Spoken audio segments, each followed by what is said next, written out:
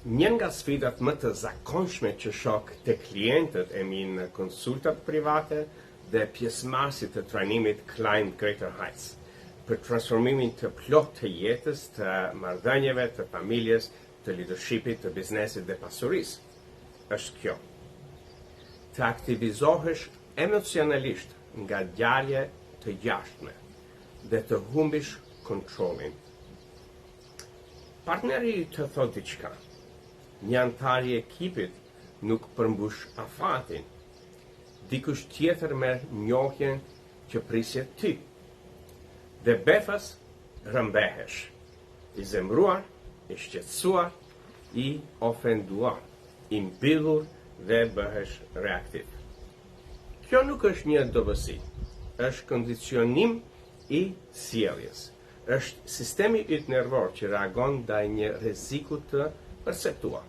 Është tryri yt i programuar për mbijetesë, jo për sukses, që merr drejtimin. Sipas kërkimeve nga Universiteti i Harvardit dhe Universiteti i Kalifornisë, deri në 90% të reagimeve tona emocionale janë të kushtëzuara, formohen para moshës 7 vjeçare dhe përforcohen ndër vite.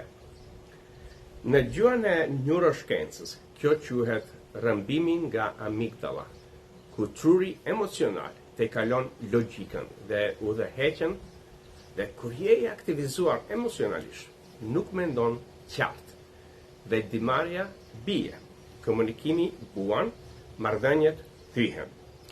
Energjia rrjedh jashtë, biznesi ngec, potenciali qëndron i bllokuar. Kostoja, raste të humbura, konflikte të përsëritura me veten, me familjen, me partnerët, në biznes, në profesion.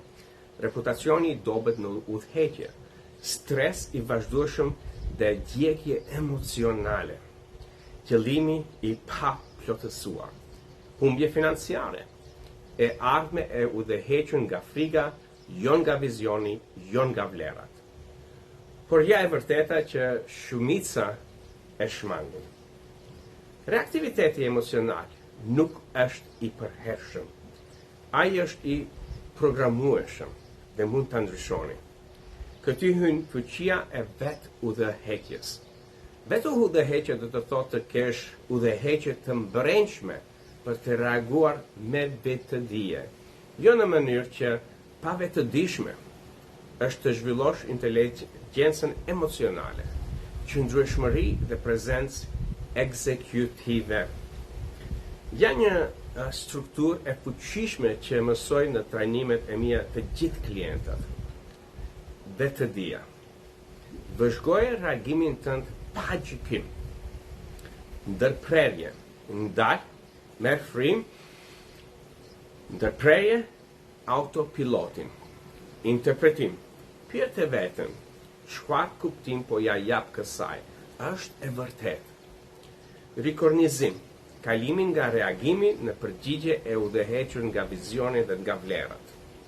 Veprim, vepro në përputhje me vlerat autentike, bë zgjedhje të fuqizuar edhe për ty, por edhe për personin. Në programet e mia të trajnimeve privat, unë i mësoj të gjithë këtë thjesht. Ata e mishërojnë këtë sen. Ata krijojnë transformime të thella në 8 fushat kritike të jetës: mendore, emocionale, fizike, shpirtërore, në marrëdhënie, në familje, në biznes, në financa dhe në punën e tyre profesionale. Merr shembullin e Dr. Garbelit për shembull. Ai erdhi tek unë në prag të dorëheqjes nga profesioni i tij. Tani ai po bëhet një lider i njohur në fushën mjekësore globale. Po lançon libra, po krijon mjete shëndetësore me inteligjencë artificiale, po ndërton një markë futuriste dhe po shtrihet ndërkombëtarisht. Pse? Sepse investojnë në zotërimin e vetes me mua. Përpara se të përpiqet të zotronte botën, ai u lidh me mua të zotrone veten. Kjo është ajo që ndodh kur punon me një ekspert si unë me 30 vjet eksperiencë dhe punojmë së bashku. Dikë që të shtyn për te rahatësisë drejt vetë mjeshtërisë veprimit vizionar dhe ndikimit të udhëhequr nga qëllimi dhe vlera.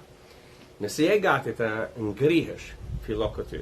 Së pari, lexon një nga librat e mi me fitues mbi 100 çmime ndërkombëtare. Për shembull, The Unfakeable Code, A Path to Excellence, A Path to Wisdom, #Loneliness, Climb Greater Heights. Janë një pikënisje fantastike. Bëhu pjesë e kursimit tim në Udemy, për shembull, Overcoming Your Resistance to Change, Mindfulness in Business, për të jep një rjetë për të ndërtuar mendësinë që sot. Rezervoj një konsultim ose apliko për retreatin tim të transformues, Climb Greater Heights, në vende të bukura siç Lanzarote, duke dërguar email sekretareshës në info@tonyselimi.com. Nuk mund të udhëheqësh të tjerët derisa të mësosh të udhëheqësh veten. Dhe nuk mund të ngjitesh në lartësi të reja duke e kapur pas modeleve të vjetra emocionale. Zgjidh vetë një shtrim. Zgjidh rritjen. Zgjidh të ngjitesh në maja më të